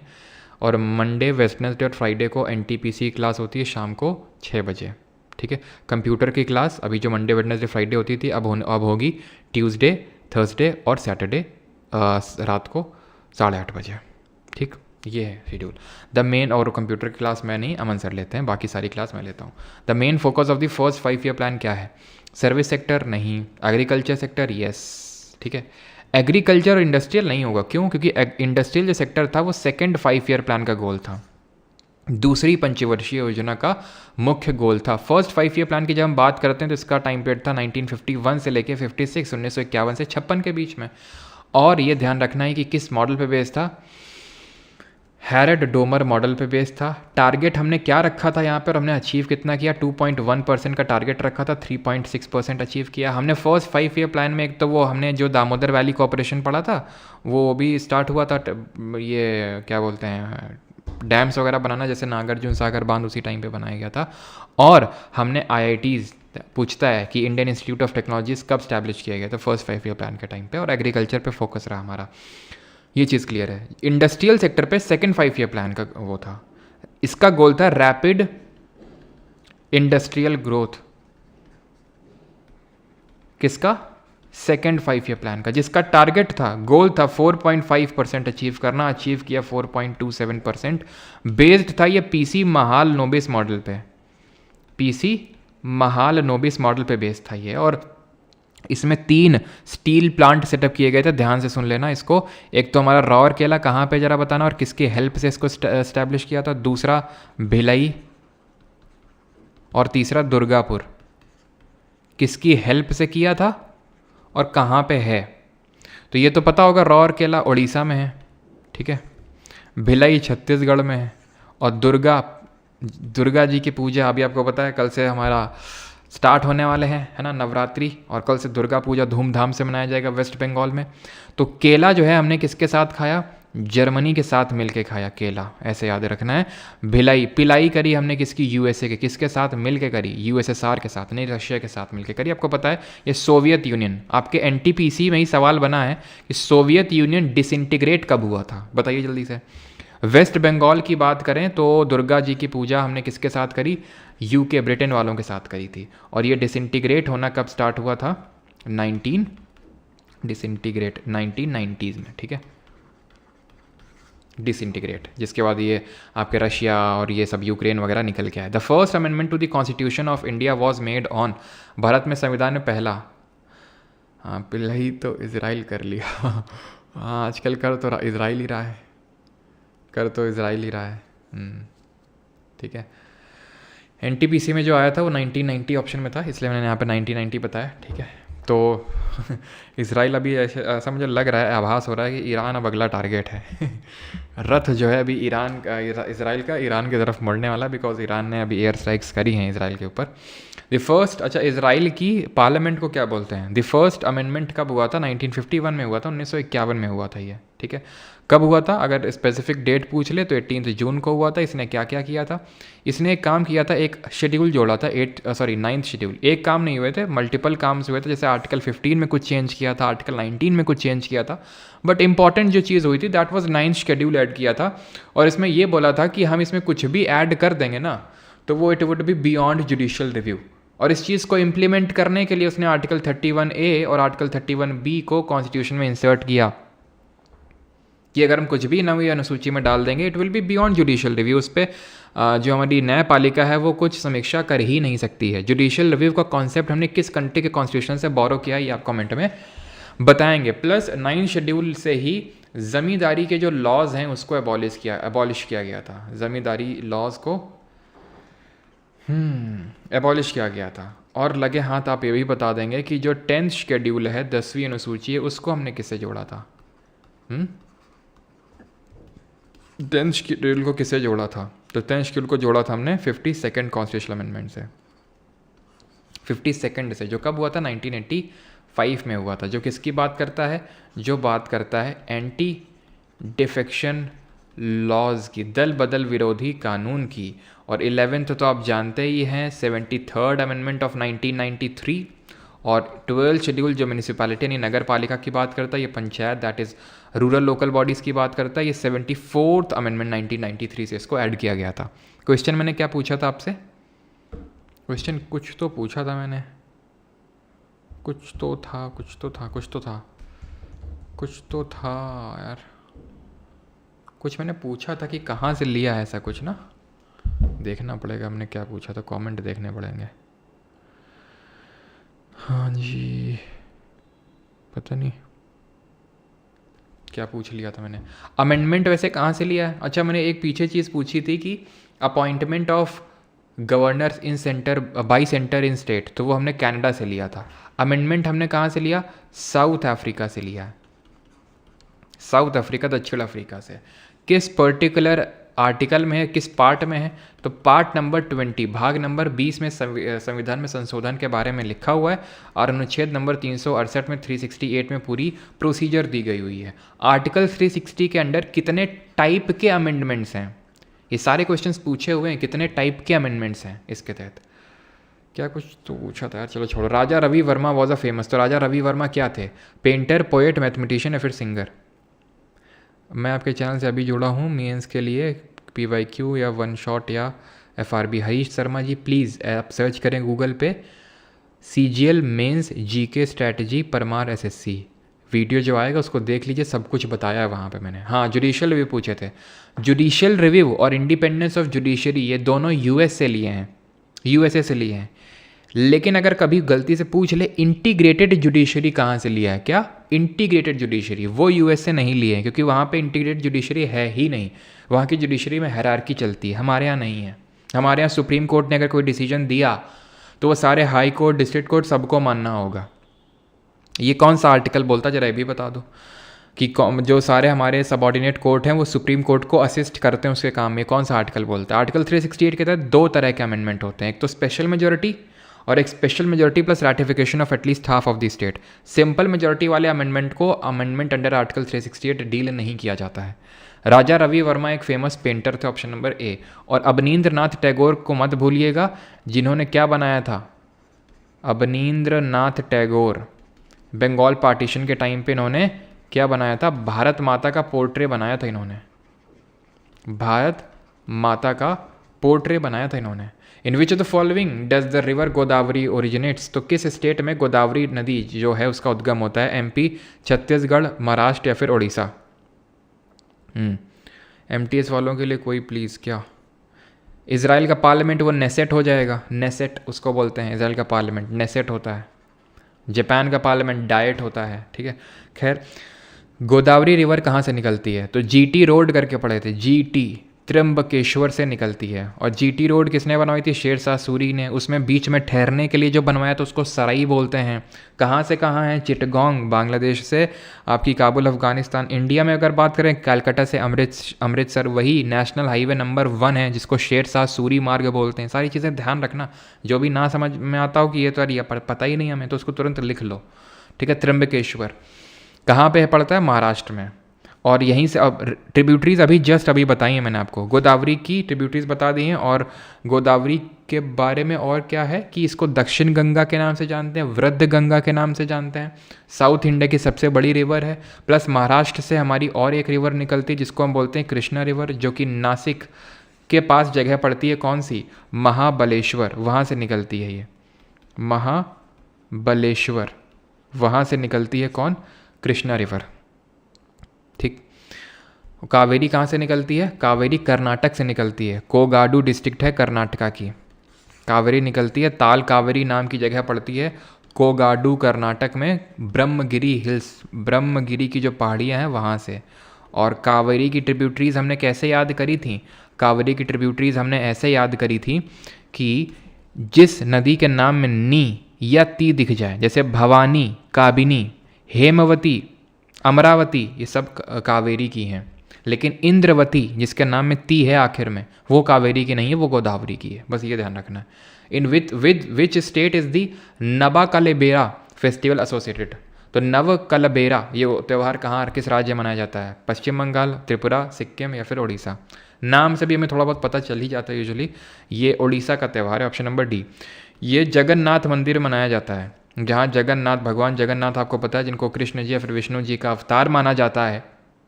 इन्हीं वो जगन्नाथ टेम्पल जो उड़ीसा में है, वहीं भी आपको पता है ना रथ यात्रा निकलती है, रथ यात्रा भी निकलती है, जिसको हम और किस नाम से जानते हैं, इसको और हम जानते हैं कार फेस्टिवल के नाम से, जिसको कि एज आ जर्नी दिखाया जाता है भगवान कृष्ण की फ्रॉम गोकुल टू मथुरा, गोकुल से लेके मथुरा तक की भगवान कृष्ण जी की जर्नी को इससे डिनोट किया जाता है जगन्नाथ रथ यात्रा। तो उन्हीं भगवान जगन्नाथ के मंदिर में इसको फेस्टिवल को सेलिब्रेट किया जाता है। और कौन कौन से उड़ीसा के फेस्टिवल्स हैं हमारे, उड़ीसा के फेस्टिवल हमने ऐसे याद किया था कि भाई 6 खाई है या 9 खाई है, 6 खाई है या 9 खाई है, ये कौन बताएगा, ये कौन बताएगा, कौन बताएगा, कौन बताएगा। जो कलिंग से कलिंग महोत्सव हो जाएगा, जो कलिंग के राजा से हो जाएगा राजा परबा फेस्टिवल, जो रथ पे बैठे हैं वो बताएंगे। तो छऊ जो 3 तरह का होता है, कि कौन कौन से 3 छऊ हैं ये, सराइकेला, मयूरभंज और पुरुलिया। पुरुलिया होता है वेस्ट बंगाल में, सराइकेला वाला होता है आपका झारखंड में, और जो तीसरा वाला बताया वो आपका उड़ीसा में होता है। ठीक है। 9 खाई, 9 खाई एक्चुअल में ये 9 का मतलब होता है नया, न्यू। खाई का मतलब होता है फूड, यानी कि जब चावल, जो धान होती है, धान में जब चावल आना शुरू होता है तब इसको मनाया जाता है। यूजुअली जो होता है ये if I am not wrong अगस्त सितंबर के टाइम पे, जब ये गणेश चतुर्थी शुरू होता है उसके अगले दिन से ऐसा शुरू, मतलब इसको सेलिब्रेट किया जाता है यूजुअली अगस्त या सितंबर के महीने में। इस साल आई थिंक 8 सितंबर को मनाया गया इसको, 9 खाई को। कोणार्क डांस फेस्टिवल की अगर बात करें तो कोणार्क सन टेम्पल है आपको पता है उड़ीसा में, जिसको ब्लैक पगोडा के नाम से जानते हैं, वहाँ पे होता है। बाल यात्रा हो गया, कलिंग महोत्सव, कलिंग भी आपको पता है, यहाँ पे डायनेस्टी भी थी उड़ीसा में। और राजा परबा और रथ यात्रा तो अभी मैंने आपको एक्सप्लेन कर दिया, ये भगवान जगन्नाथ के लिए निकलती है। वेस्ट बंगाल का न्यू ईयर फेस्टिवल बताइए ज़रा, यहाँ का न्यू ईयर फेस्टिवल कौन सा है। सिक्किम का न्यू ईयर फेस्टिवल तो आपको पता है, मैंने आपको बताया है, लोसूंग या फिर नामसूंग बताया मैंने आपको, जो लेप्चा ट्राइब सेलिब्रेट करती है, नामसूंग। लोसूंग कौन सी ट्राइब सेलिब्रेट करती है, जल्दी से बताएंगे। और यहाँ का न्यू ईयर फेस्टिवल कौन सा है, पहला बैशाख है कि नहीं, पहला बैशाख। आगे बढ़ते हैं, अगला सवाल देखते हैं, दैट इज़ प्रोग्रामिंग लैंग्वेज जो जावा है उसको किसने डेवलप किया था। तो ये हम लोग पढ़ चुके हैं, हमारी डिफरेंट प्रोग्रामिंग लैंग्वेज होती हैं, C++, SQL, पाइथन और जावा। तो जावा को डेवलप किया था जैसे जेम्स गॉसलिंग। ठीक है, जेम्स नुआखाई, नॉट, अच्छा नुआखाई ही होता है, ठीक है। कहीं कहीं पे यार नौखाई भी लिखा होता है। अब मैं तो उड़ीसा से नहीं हूँ तो मुझे तो जो लिखा मैं देखूंगा उसी हिसाब से, लेकिन नुआखाई ही मैं बताता, लेकिन मैंने पता नहीं कहीं कहीं पे नौखाई भी मैंने लिखा हुआ देखा, तो मुझे लगा कहीं मैंने तो गलत नहीं लिख दिया। तो अगर आप बोल रहे हैं, अगर आप हैं उड़ीसा से, ठीक है, तो नुआखाई फिर होगा। ठीक है, चलिए। तो जेम्स गॉसलिंग ने, बाकी भी प्रोग्रामिंग लैंग्वेज आपसे आगे पूछ सकता है ना, जैसे कि फॉर एग्जांपल C++, सबसे पहले तो आई थिंक यही आई थी C++ ही, देन उसके बाद SQL आई थी, देन उसके बाद पाइथन आई थी, ठीक है, ऐसे करके आई थी। और उसके बाद आई थिंक जावा आई थी। Java if I am not wrong 1995 के टाइम पे आई थी, 1995 में आई थी। C++ की अगर बात करें तो इसको एक जारने, ठीक है, जारने ऐसे करके यार कुछ नाम था, स्ट्रॉस्ट्रुक करके, जारने स्ट्रॉस्ट्रुक, ठीक है, इन्होंने मतलब इसको दिया था इस पर्टिकुलर C++ प्रोग्रामिंग लैंग्वेज को 1979 में। SQL की अगर बात करें तो इसको एक रेमंड करके, ऐसे कर लो, रेमंड है ना, रेमंड के कपड़े वगैरह भी आते हैं ना, तो रेमंड और डोनाल्ड ट्रंप ने रेमंड के कपड़े पहने, ठीक है, तो ऐसे करके याद कर सकते हैं। डोनाल्ड चैम्बरलेन नाम था आई थिंक इनका। तो 19 SQL सॉरी, ठीक है, हाँ 1979 हो गई, 1995 सबसे पहले ये आई थी, देन 19, ठीक है, हाँ, देन उसके बाद पाइथन आई थी, ठीक है। पाइथन को लाए थे ग्यूडो वान रॉसम, ये आई थिंक पाइथन आई थी 1991 में, ठीक है, और उसके बाद 1979, 91 ये आई थी if I am not wrong. ये ईयर इसका थोड़ा देख लेना, SQL का ईयर तो मुझे एग्जैक्टली याद नहीं है। मतलब ये तो सब सही है, नो डाउट, ठीक है, कि ये आपका C++ ये जारने ने दिया था, SQL रेमंड और डोनाल्ड ने दिया था, पाइथन वाला ग्यूडो वान रॉसम ने दिया था। ईयर इसका थोड़ा SQL का देख लेना, शायद 1993 है, I am not sure. Which writ means to have the body of, किस रिट का मतलब होता है उसका शरीर लेके आओ। ये रिट अभी न्यूज़ में भी है, कितने लोगों को पता है ये रिट न्यूज़ में क्यों है? इस पर मैं एक शॉर्ट वीडियो भी बनाने का सोच रहा हूँ। Dear sir, I have humble request to you, please tell me this lecture schedule. भाई मंडे, वेडनेसडे, फ्राइडे शाम को 6:30 पे। तो ये कौन सी होगी? हेबियस कॉर्पस तो सही है बिल्कुल। आप किस स्टेट से? उत्तर प्रदेश से हैं भाई। बाली यात्रा है, मुर्दा वोवी, क्या लिख रहे हो? किसी को नहीं पता क्या? क्यों न्यूज़ में हो? क्यों न्यूज़ में है? हाँ बिल्कुल, योगेश सिंह ने सही बताया। ईशा फाउंडेशन, 2 गर्ल्स, तो 2 लड़कियां हैं। उन 2 लड़कियां जो ईशा का जो फाउंडेशन है, ईशा योग सेंटर, वहाँ पे रहती होंगी। उनके पेरेंट्स ने मतलब मद्रास हाई कोर्ट में ही उन्होंने अपील किया है और हेबियस कॉर्पस की रिट इशू की है मद्रास हाई कोर्ट ने, जिसकी वजह से पुलिस ऑफिसर्स यहाँ पे गए हैं कि भाई वो 2 लड़कियाँ कहाँ पे हैं, वो हमें चाहिए 2 लड़कियाँ, उनकी बॉडी चाहिए। बॉडी इन दी सेंस मतलब वो चाहिए 2 लड़कियाँ, ऐसा कोई उनकी डेथ नहीं हो गई है, तो वो चाहिए हमें, वो कहाँ पे है उनको, ठीक है, उनको प्रोड्यूस करना है कोर्ट में। तो इसका मतलब होता है to have the body of. Writs की अगर बात करें, प्रेरोगेटिव रिट्स, ये हमने यूके के कॉन्स्टिट्यूशन से ली हैं। टोटल 5 है नंबर में, ठीक है, 5 है नंबर में। Habeas corpus, mandamus, prohibition, certiorari और क्यो वारंटो। हेबियस कॉर्पस का मतलब होता है to have the body of. इसको तब इशू किया जाता है जब किसी का अनलॉफुल डिटेंशन हो जाता है। अनलॉफुल डिटेंशन का मतलब है लॉ के विरुद्ध, अगर किसी को कानून के विरुद्ध अगर धर लिया गया है तो।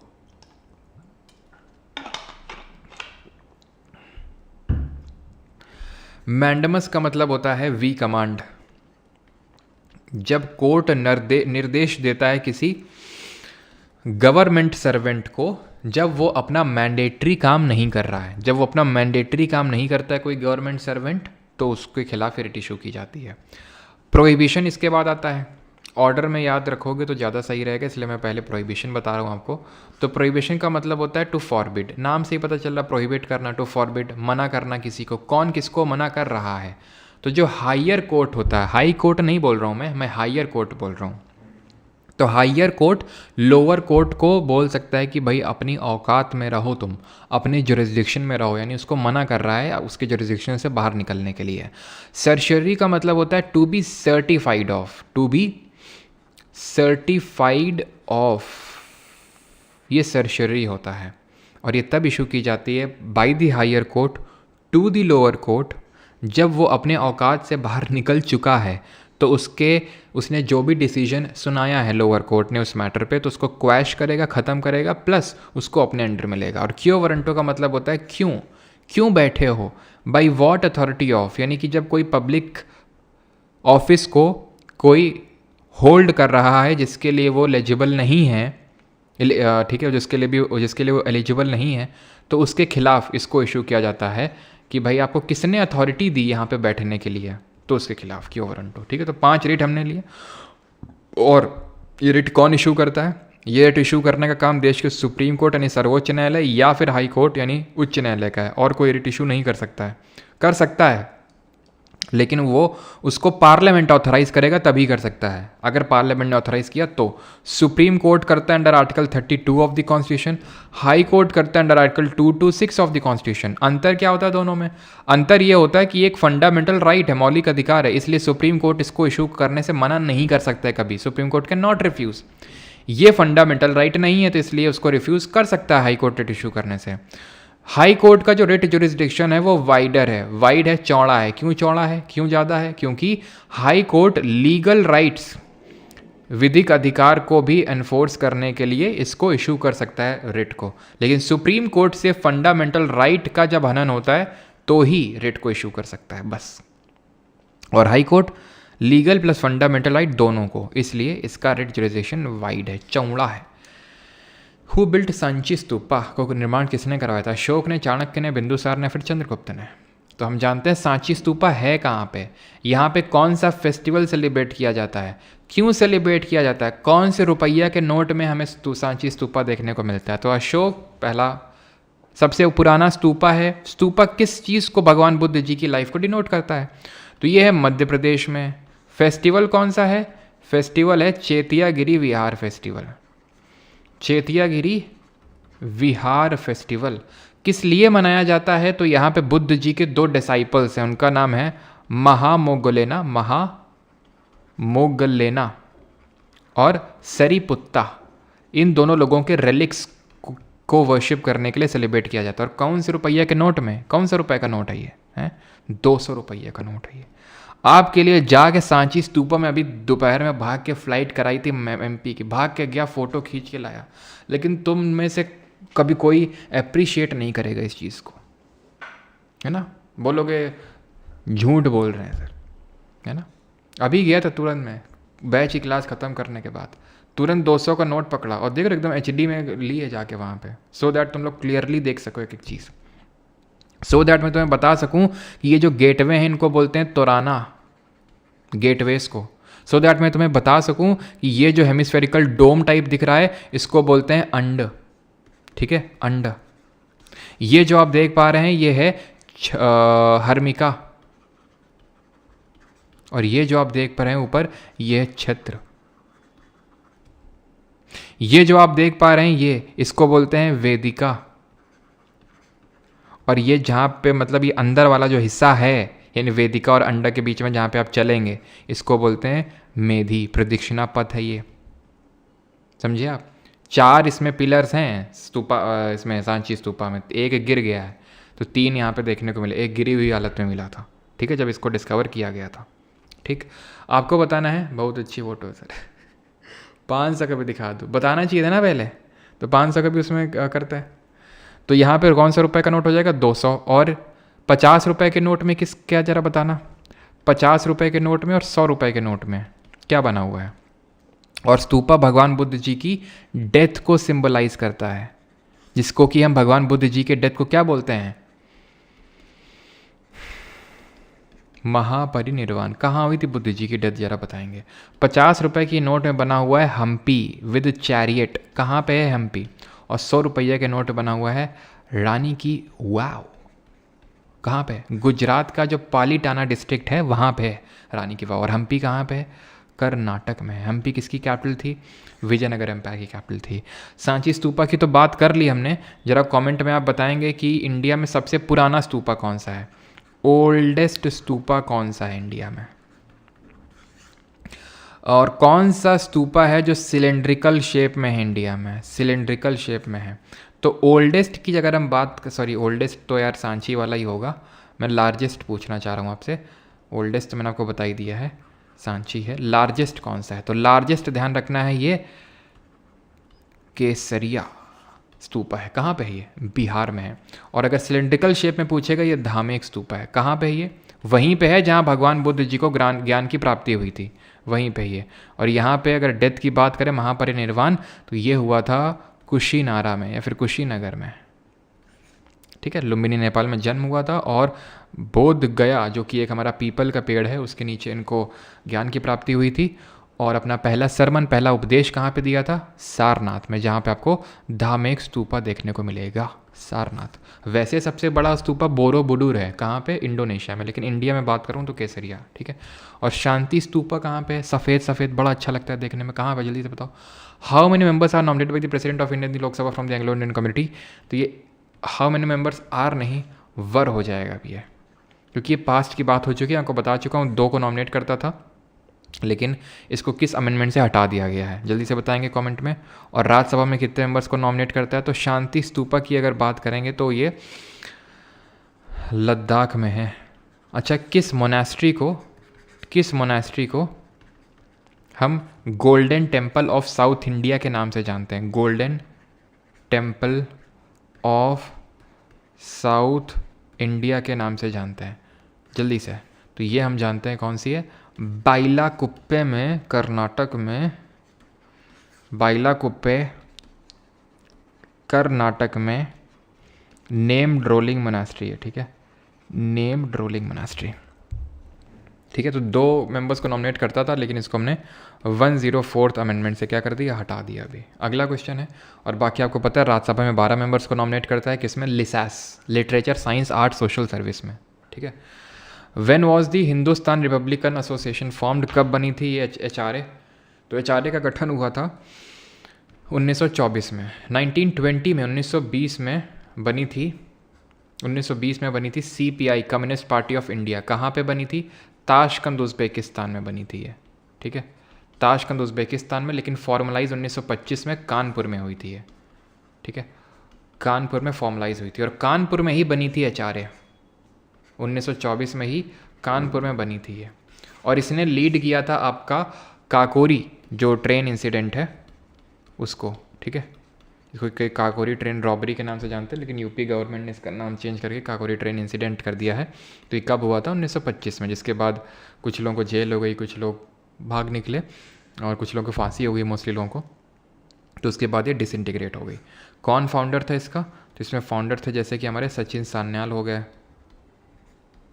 ठीक है, रोशन सिंह हो गए, रोशन सिंह, ठीक है। तो ये सब इसके फाउंडर थे। राजेंद्र लहिरी हो गए, ठीक है, राजेंद्र लहिरी हो गया, क्योंकि ये डिसइंटीग्रेट हो गई काकोरी इंसिडेंट के बाद। तो ये फिर से बनती है 1928 में, किस नाम से? Hindustan socialist Republican association, HSRA के नाम से। ये कहाँ पे बनती है? ये बनती है फिरोज़ शाह कोटला में, दिल्ली में। कौन बनाता है इसको? चंद्रशेखर आज़ाद, भगत सिंह, सुखदेव, ये लोग इसको बनाते हैं, राजगुरु ये लोग, ठीक है। भगत सिंह ने एक पंजाब नौजवान भारत सभा बनाई थी। कब बनाई थी इन्होंने? यह पंजाब नौजवान भारत सभा, बड़ी जोर की उंगलियां दर्द कर रही हैं अभी। पंजाब नौजवान भारत सभा कब? 1926, 1926 में। When was the Akbar became the emperor? Akbar कब सम्राट बना था? 1552, 1550, 1560 या फिर 1556? तो अकबर की अगर हम बात करें, who was the 3rd Mughal emperor after Babur and Humayun, ये 5056 में बना था। ये सारी चीज़ें हम देख चुके हैं 1556 में कैसे बना था। बाबर आया सबसे पहले, ये सारा पूरा कालानुक्रम, पूरी क्रोनोलॉजी हम समझ चुके हैं कि 1526 में बाबर आया, फर्स्ट बैटल ऑफ पानीपत लड़ा, 1526 में इब्राहिम लोदी को हराया, दिल्ली सल्तनत को ख़त्म किया। 1526 में बैटल ऑफ खानवा राणा सांगा को हराया, सॉरी 1527 में मतलब, ठीक है। 1528 में बैटल ऑफ चंदेरी में मदीनी राय को हराया। 1529 में बैटल ऑफ घाघरा में अफगान्स को हराया, और इसने 1526 और 30 तक रूल किया। 30 में डेथ हो गई। अपना आया हुमायूं। हुमायूं ने अपने और 3 भाइयों के साथ अपने किंगडम को बांट लिया। उन तीनों का नाम था अस्कर, हिंडल और कामरान। चारों भाइयों ने बांट लिया। 1530 तक से लेके 39 तक ठीक चल रहा था। फिर 39 में चुल मची हुमायूं को। हुमायूं लड़ने चले गए शेरशाह से। हराया किस में? हराया इसको किस में? बैटल ऑफ कन्नौज में, सॉरी बैटल ऑफ चौसा में 1539। देन 1540 में बैटल ऑफ कन्नौज, जिसको बैटल ऑफ बिलीग्राम बोलते हैं, उसमें हराया। भाग निकले हुमायूं। कहाँ? ईरान में। असाफिद जो डायनेस्टी थी वहाँ भाग निकले। जब फिर पता चला 1545 में मर गए शेरशाह सूरी उनकी कैलिंजर के किले में, जो कि आपका MP में पड़ता है, तो वहाँ पे उनकी डेथ हो गई। जब उसे पता चला तो 5 साल बाद आया, लौटा वो वहाँ से।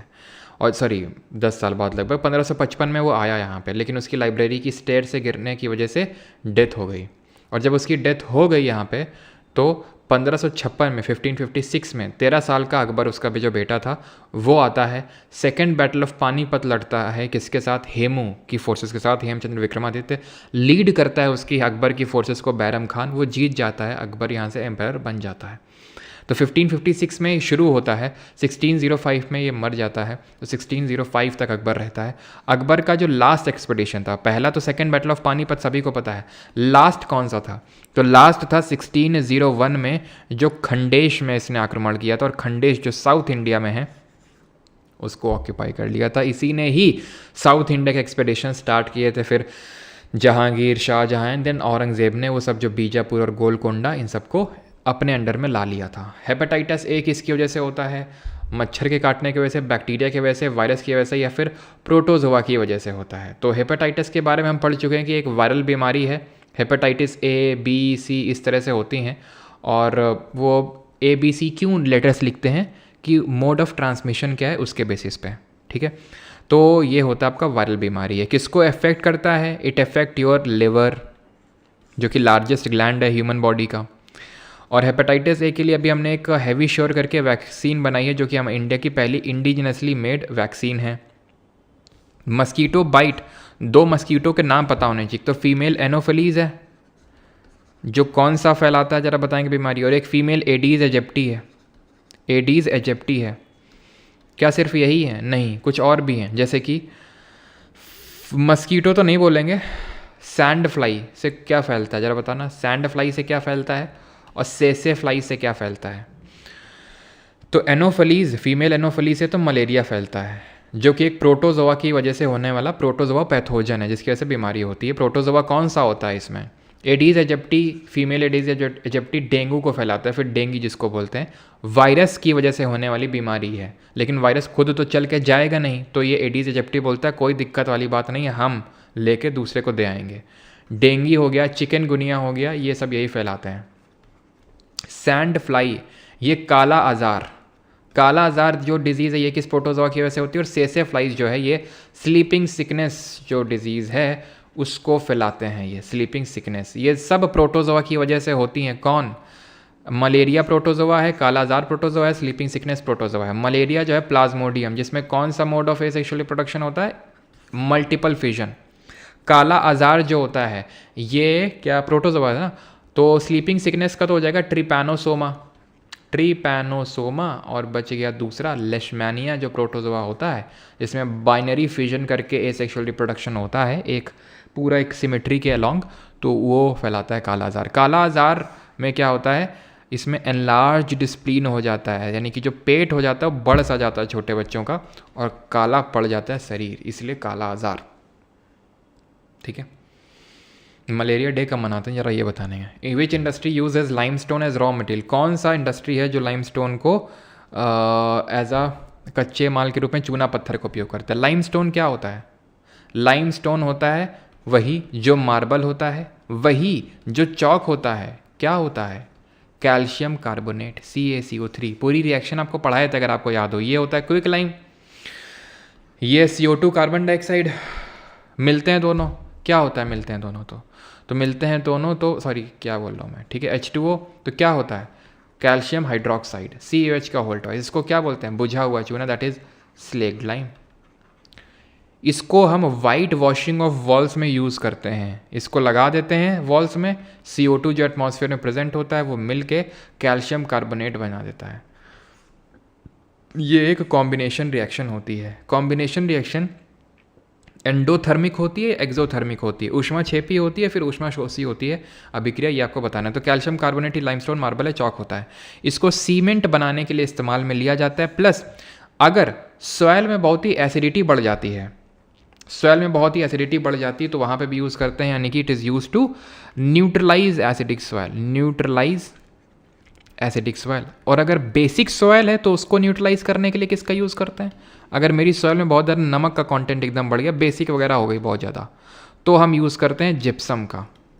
अगर बेसिक हो गई सॉइल तो आगे बढ़ें। तो इसी को हम बोलते हैं CO2 is a gas that turns lime water milky, इसीलिए हम बोलते हैं, क्योंकि ये लाइम वाटर होता है ये COH का ऑल्टोइस, और इसको मिल्की मिल्की कर दिया।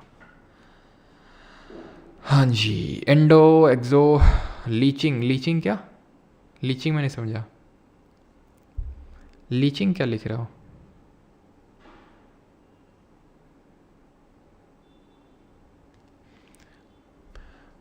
भाई कॉम्बिनेशन रिएक्शन ध्यान रखना, मोस्टली एक्सो नेचर की होती हैं, काफ़ी लोग मुझे देख रहा हूँ एंडो लिख रहे हैं, एक्सोथर्मिक की होती है मोस्टली, ठीक है, रिएक्शन यानी कि हीट निकलती है इसमें, ठीक है। जो डिकम्पोजिशन रिएक्शन होती है इसका उल्टा, वो यूजुअली एंडोथर्मिक होती है जिसमें हीट लगती है, जैसे फोटोसिंथेसिस एंडोथर्मिक है। रेस्पिरेशन कैसी रिएक्शन है जिसको श्वसन बोलते हैं, एक्सोथर्मिक है। रेस्पिरेशन ध्यान रखना कैसी है, एक्सोथर्मिक, हीट निकलती है, एनर्जी निकलती है। यंगेस्ट नोबल लॉरिएट कौन है, Frederick Passy, Jean Henri Donald, Marie Curie या फिर विलियम लॉरेंस ब्रैग। तो वैसे तो यंगेस्ट नोबल लॉरिएट हैं पाकिस्तान की मलाला यूसुफजई, शायद 16 की उम्र थी इनको, जन्म इनका हुआ था 1997 में, मिला था इनको 2014 में, तो हाँ 17 की उम्र होगी फिर, ठीक है ना, 17 की तो हुई, हाँ तो 17 की उम्र में इनको मिला था, 17 की उम्र में इनको मिला, ये यंगेस्ट हैं अभी तक की। लेकिन ऑप्शन में अगर यंगेस्ट बात करें तो ये हमारे विलियम लॉरेंस ब्रैग, इनको मिला था जब ये 25 साल की उम्र के थे।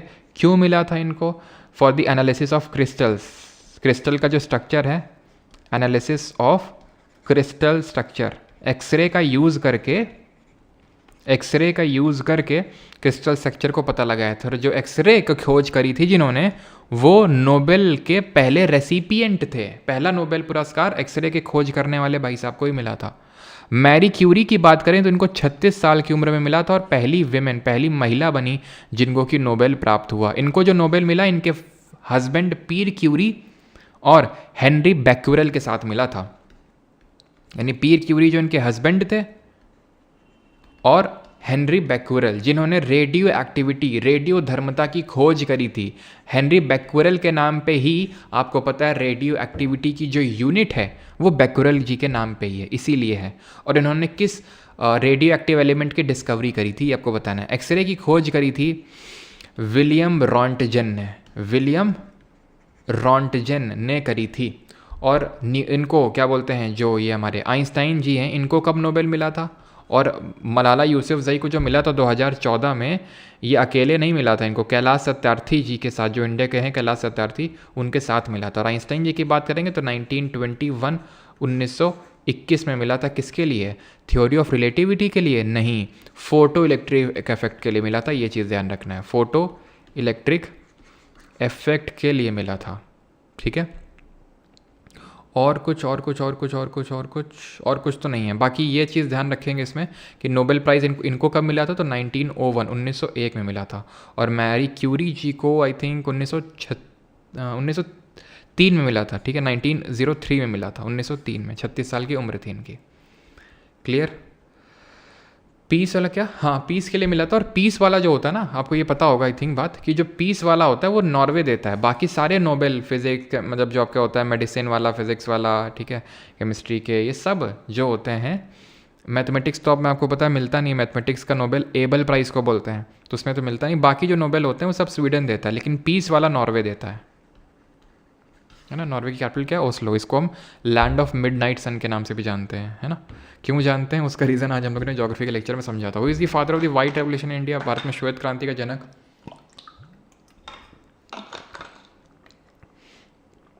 रिपीटेड क्वेश्चन है, कर चुके हैं। वर्गीस कुरियन, ऑटोबायोग्राफी का क्या नाम है इनका बताइए। MS Swaminathan, father of green revolution, सबको पता है, ठीक है, father of green revolution. Overall world में फादर ऑफ ग्रीन रेवोल्यूशन किसको बोलते हैं, नॉर्मन बोरलॉ को बोलते हैं। अब इनकी रिसेंट में डेथ हुई है, इनको भारत रत्न भी पोस्टमसली दिया गया है। और वर्गीस कुरियन की ऑटोबायोग्राफी है the man who made the elephant dance, ठीक है। तो ये वर्गीस कुरियन जी की ऑटोबायोग्राफी का नाम है। फादर ऑफ वाइट रेवोल्यूशन बोलते हैं, white revolution is associated with operation flood. ये पहले ही पढ़ चुके हैं, इसलिए मैं ज़्यादा इस पर डेप्थ में नहीं जाने वाला हूँ अभी। 25th, what was the code name for Pokhran nuclear test जो हुआ था, जो दूसरा वाला हुआ था।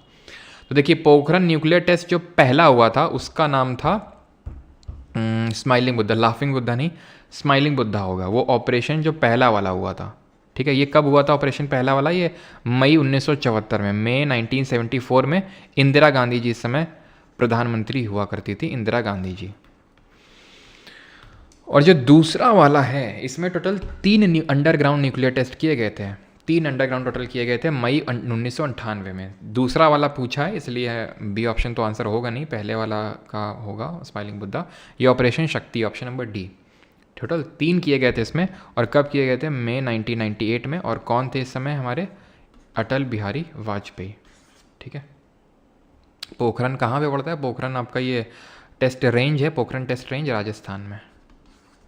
और इंडिया आपको पता होना चाहिए, इंडिया का नो फर्स्ट यूज़ पॉलिसी है। India has a no first use policy, यानी कि हम अपने न्यूक्लियर जो हमारे ये हैं इनको हम सबसे पहले यूज़ नहीं करेंगे। अगर कोई किसी कंट्री ने यूज़ किया हम पे तो ही हम यूज़ करेंगे। और ये काफ़ी हमारे जो डिफेंस एक्सपर्ट हैं वो इस चीज़ को लेके पॉइंट आउट करते भी रहते हैं कि इंडिया को इस पॉलिसी से हट जाना चाहिए, हट जाना चाहिए। हम क्या वेट करेंगे क्या कि कोई मारे तो तब हम मारें? और India, but India is not a member of, India is not a member of nuclear non proliferation treaty. Proliferation treaty जो 1968 में आई थी, तो ये ट्रीटी है कि भाई आपको न्यूक्लियर जो ये सब हैं वॉरफेयर्स हैं ये सब नहीं बनाने हैं। ठीक है, ये सब आपको नहीं बनाने हैं, लेकिन इंडिया इस ट्रीटी को फ्लॉड मानता है कि ये सब जो वेस्टर्न कंट्रीज़ हैं, ठीक है, तो इन सब ने ये मतलब अपना न्यूक्लियर कैपेबिलिटीज़ को डेवलप करके, ठीक है, वो अब जो हमारी ईस्टर्न कंट्रीज़ हैं उनको डेवलप नहीं करने दे रही हैं, तो इंडिया इसलिए इसको नहीं। और इसीलिए इस यही कारण है कि क्यों इंडिया को NSG that is nuclear supplier group की सदस्यता नहीं दी जा रही है। इंडिया ने अप्लाई किया था 2016 में, बट उसको मना कर दिया था। मेन रीज़न यही दिया गया था कि India is not a part of this NPT, nuclear non proliferation treaty. India ने बोला तुम ऐसे ऐसे कराओ, नई ट्रीटी साइन करेंगे। ठीक है, इसीलिए इंडिया को यूरेनियम वगैरह जो होता है नहीं मिलता है, इसीलिए इंडिया इसके ऑल्टरनेटिव्स ढूंढता रहता है। जैसे आपको पता है कि हम यहाँ पे मोनाजाइट सैंड वगैरह जो है उसको, आपको पता है ना, केरल वगैरह और तमिलनाडु की जो कोस्ट है वहाँ पे monazite sand which is a rich source, which can be a rich source for uranium, जिसको कि आज हम फ्यूल यूज़ करते हैं कहाँ पे? न्यूक्लियर रिएक्टर्स में। पहला न्यूक्लियर रिएक्टर कौन सा था हमारा? फर्स्ट न्यूक्लियर रिएक्टर कौन सा था इंडिया में? ये था हमारा तारापुर महाराष्ट्र में। सबसे लेटेस्ट कौन सा है? कुंडनकुलम है तमिलनाडु में। पहला कौन सा था nuclear reactor, nuclear power plant sorry, ये था आपका तारापुर। और न्यूक्लियर रिएक्टर सबसे पहला कौन सा था? अप्सरा था, वो भी महाराष्ट्र में। ठीक है, BARC Bhabha atomic research centre में उसको रखा गया था। ठीक है, यूरेनियम 235 का यूज़ करते हैं। और कुंडनकुलम जो हमारा है, सॉरी कलपक्कम है, कलपक्कम, वहाँ पे आपको पता है अभी हमने फास्ट ब्रीडर रिएक्टर लगाया है। ठीक है, what was the sex ratio of India पर as per 2011 census? Sex ratio होता क्या है? सेक्स रेशियो होता है कि 1000 लड़कों के लिए कितनी लड़कियां हैं, यानी 1000 मेल्स पे कितनी फीमेल्स हैं, इसी को बोलते हैं सेक्स रेशियो। इंडिया का 2011 के सेंसस के हिसाब से 943 था। 2001 के सेंसस के हिसाब से 2001 के जो पिछला वाला सेंसस हुआ था, आपको पता है 10 साल में सेंसस होता है, 933 था, 930 थे, यानी कि 10 से बढ़ा है। आंसर 940 होगा। क्यों? नन ऑफ द अबव क्यों नहीं होगा? क्योंकि 2 सेंसस एक्चुअली पब्लिश होते हैं, मतलब 2 इन द सेंस, एक क्या बोलते हैं उसको, क्या बोलते हैं उसको, जो टेम्पररी तौर से एक सेंसस, प्रोविजनल सेंसस एक पब्लिश होता है। तो प्रोविजनल सेंसस के हिसाब से 940 था, इसलिए अच्छा 100 मेल लिखा है। अगर ये इस तरह से ऑप्शन थे, पता नहीं, क्योंकि क्वेश्चन तो आपका रेलवे का ही है, मुझे ऐसा लग रहा है कहीं ऐसा मिस्टेक से 100 की जगह, मतलब 1000 की जगह 100 तो नहीं लिख गया। अगर 1000 था तो ऑप्शन ए था, बाकी 100 तो किसी हाल में हो ही नहीं सकता है, क्योंकि 1000 मेल के लिए कितनी फीमेल होती हैं वो होता है सेक्स रेशियो। ठीक है, लेकिन 943 आपने ध्यान रखना है। एक चाइल्ड सेक्स रेशियो होता है, चाइल्ड सेक्स रेशियो होता है कि 0 से 6 साल तक के जो बच्चे होते हैं उनमें कितना सेक्स रेशियो है। तो उसमें अगर सेक्स रेशियो की बात करें तो पहले था 2001 में 927, और अभी ये हो चुका है 919 प्रोविजनल सेंसस के हिसाब से, और फाइनल के हिसाब से 914, दोनों ध्यान रखेंगे। ठीक है, वैसे 919 आपको ध्यान रखना है 2011 के हिसाब से, तो घट गया है चाइल्ड वाला, लेकिन नॉर्मल वाला बढ़ गया है। हाईएस्ट और लोवेस्ट की बात कर लें जल्दी से। हाईएस्ट और लोवेस्ट, ये स्टेट है और ये यूटी है। तो हाईएस्ट स्टेट कौन सा है जहाँ पे हाईएस्ट लिटरेसी रेट है? कहाँ पे? केरल में। कितना है? 1084 यहाँ पे, यानी कि 84 एक्स्ट्रा लड़कियाँ हैं, ऐसे समझ सकते हो।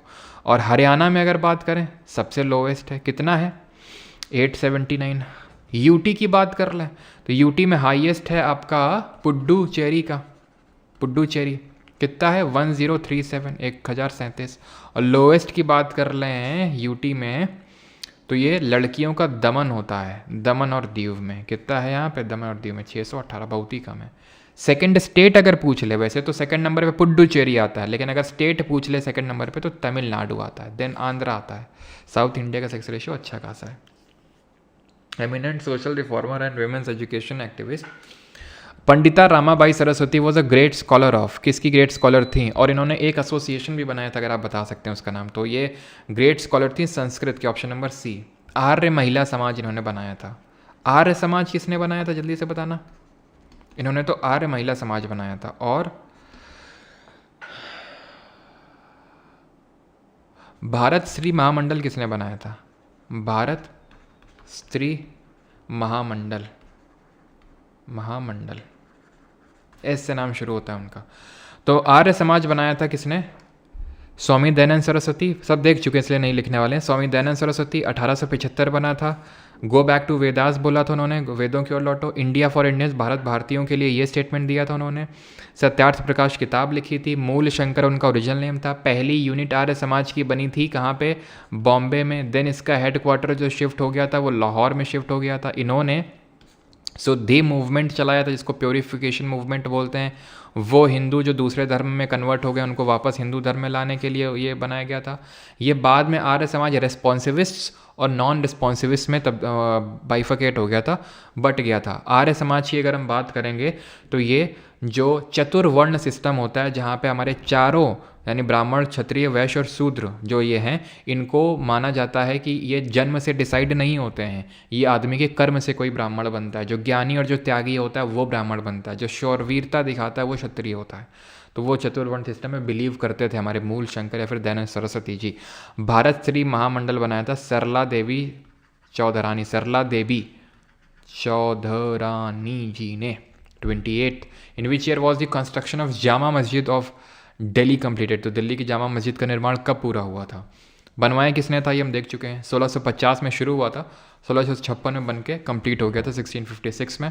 और ये किसने बनाया था? शाहजहाँ ने। वही शाहजहाँ जिसने कि आपको पता है ताजमहल बनवाया अपनी मुमताज़ के लिए। इसी ने मोती मस्जिद बनवाया आगरा में, हमें पता है। मोती मस्जिद दिल्ली में औरंगज़ेब ने बनवाई थी, लाहौर में जहांगीर ने बनवाई थी। रेड फोर्ट इसने बनवाया, लाल किला।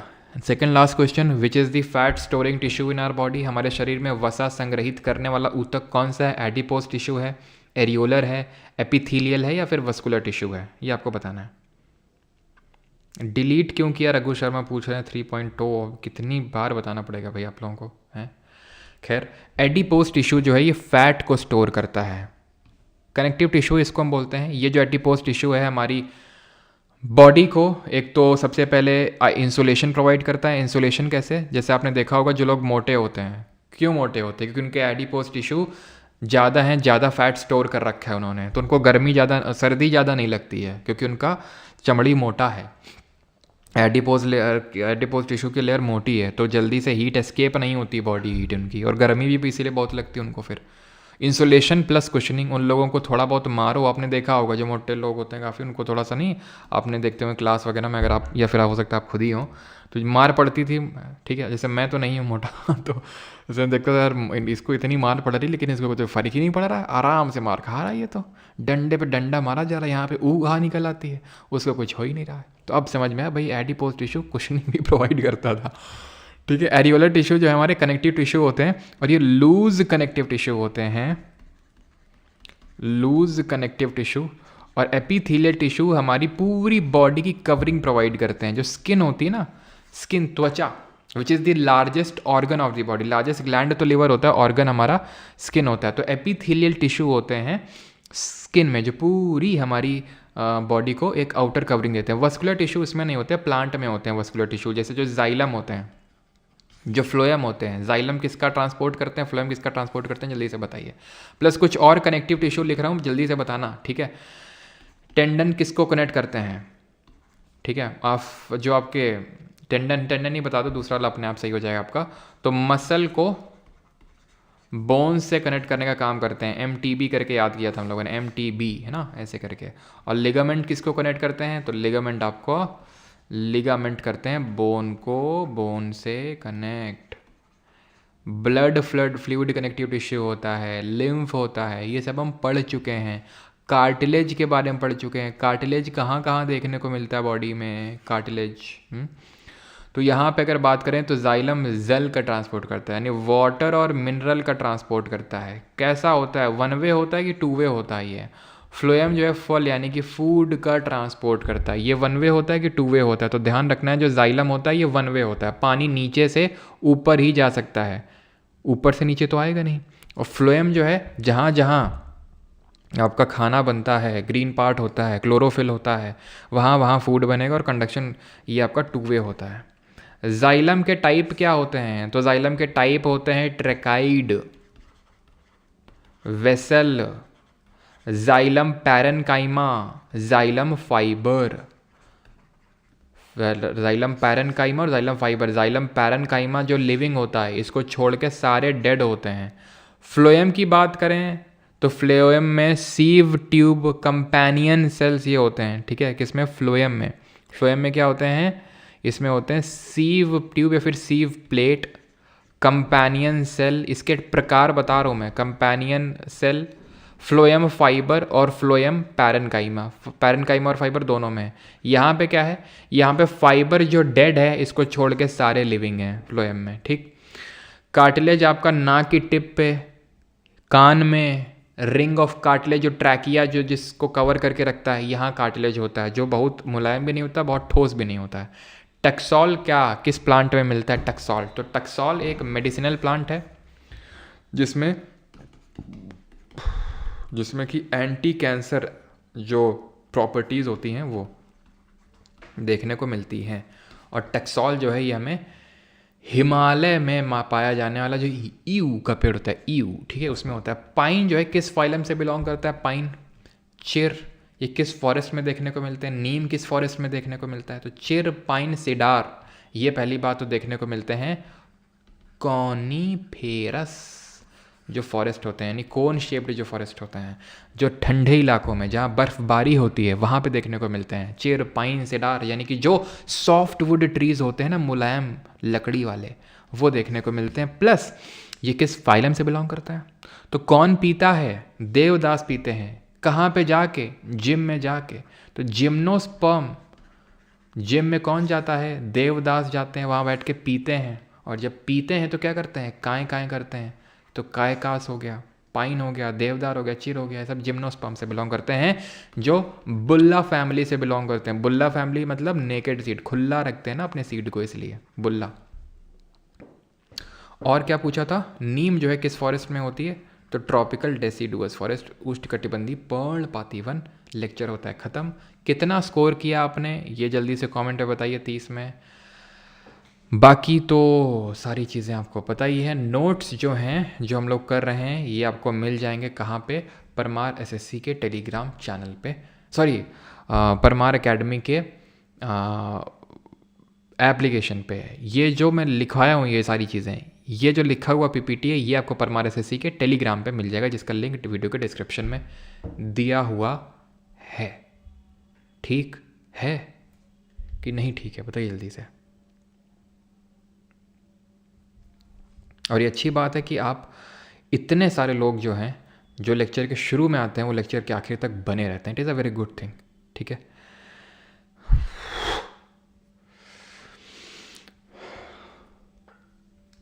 मिलते हैं कल सुबह 10 बजे, ठीक है, 3 पॉइंट वाली क्लास में, अगर आप अटेंड कर रहे हैं तो। नहीं तो कोई बात नहीं, जो भी आप कर रहे हैं उसको करते रहिए। ये मत फोमो कभी मत लाया करिए कि ये नहीं करेंगे तो नहीं होगा, ऐसा कुछ है ना।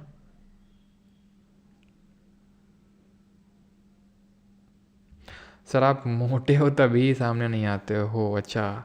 अभी तो मैंने बोला मैं मोटा नहीं हूँ भाई, मैं तब सोचता था कि भाई क्यों ये जो जैसे मेरे मोटे फ्रेंड हैं तो क्यों ये इनको असर ही नहीं होता है।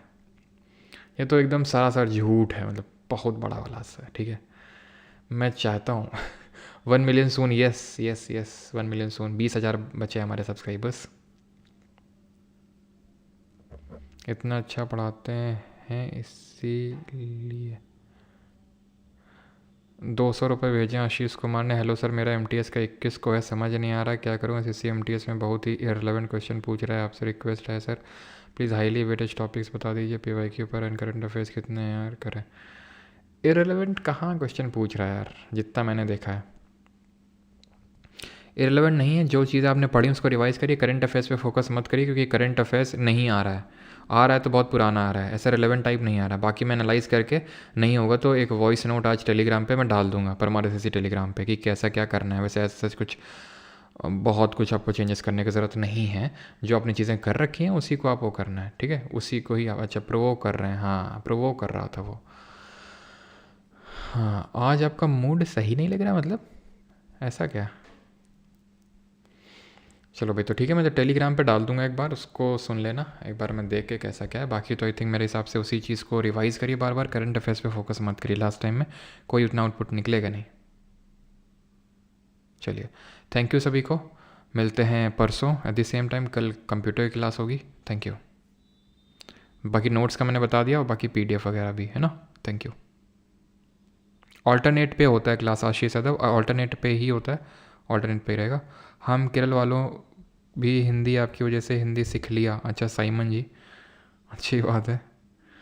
4-5 हार्ड पूछ रहा है, बाकी इजी हैं। प्रियंका, बिल्कुल प्रियंका जी बिल्कुल हार्ड पूछेगा यार। अब जैसे कि वो पूछा था कि सौरव गांगुली ने अपना जो T-शर्ट नहीं खोल के फहराया था लॉर्ड्स क्रिकेट स्टेडियम में, जो कि one of the oldest, I think it is the oldest cricket stadium in the world, जिसको मक्का ऑफ द क्रिकेट के नाम से जाना जाता है। तो वहाँ पे उन्होंने फहराया तो वो भी क्वेश्चन पूछा। तो कुछ कुछ तो एकदम आपको रेलेवेंट देखने को यार मिलेंगे, वो छोड़ने के लिए होते हैं, ठीक है।